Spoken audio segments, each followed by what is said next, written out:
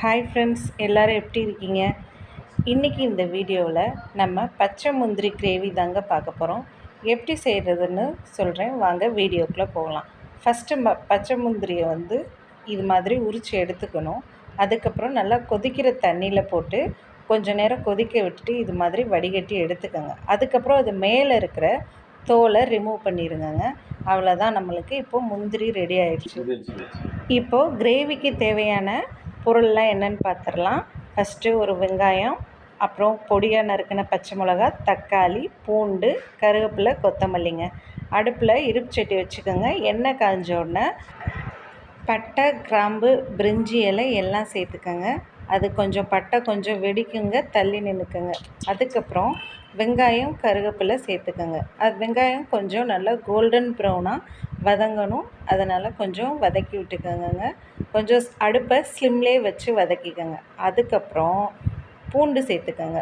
பூண்டோட பச்சை ஸ்மெல் போகிற வரையும் அதையும் நீங்கள் வதக்கணும். அப்புறம் சின்ன சின்னதாக கட் பண்ணி வச்சுருக்க பச்சை மிளகாயும் சேர்த்துக்கோங்க. பச்சை மிளகாயும் நல்லா எல்லாத்தையும் நல்லா எண்ணெயில் சேர்த்து நல்லா வதக்கிக்கோங்க. அது வதங்கினதுக்கப்புறம் நம்ம கட் பண்ணி வச்சுருக்கிற தக்காளி சேர்த்துக்கலாம். தக்காளியும் நல்லா வதக்கிக்கணுங்க. தக்காளியும் நல்லா வதக்கிக்கோங்க. தக்காளியோட பச்சை ஸ்மெல் போகிற அளவுக்கும் தக்காளி நல்லா வதக்கிக்கணும். அதுக்கப்புறம் நம்ம மசாலாத்தூள் சேர்த்துக்கலாம். 1 ஸ்பூன் சோம்பு சீரகத்தூளுங்க. அடுத்து 1 ஸ்பூன் கரம் மசாலா சேர்த்துக்கோங்க. கரம் மசாலா சேர்த்துட்டு அதுக்கப்புறம் 1 ஸ்பூன் மிளகாத்தூள் சேர்த்துக்கோங்க. 1 ஸ்பூன் மல்லித்தூள் சேர்த்துக்கோங்க. கொஞ்சமாக மஞ்சத்தூள் சேர்த்துக்கோங்க.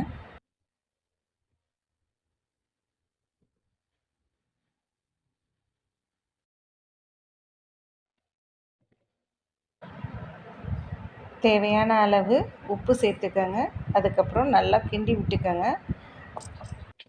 மசாலாவோட பச்சை வாசனை போனதுக்கப்புறம் அதிலிருந்து எண்ணெய் பிரிஞ்சு வரும் பாருங்கள். அந்த டயத்தில் உங்களுக்கு தேவையான அளவு கிரேவிக்கு எவ்வளோ தண்ணி வேணுமோ அந்த மாதிரி தண்ணி சேர்த்துக்கோங்க. அப்புறம் நம்ம ரெடியாக வச்சுருக்கிற அந்த பச்சை முந்திரியை சேர்த்துக்கலாம்.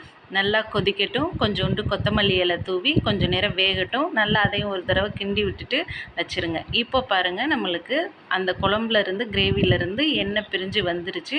முந்திரியும் நல்லா வெந்திருக்கு பாருங்கள். பார்க்குறதுக்கே சூப்பராக இருக்குது. இங்கேயே வாசனையே இப்போ எனக்கு இப்போயே சாப்பிடணும் போல் இருக்குங்க.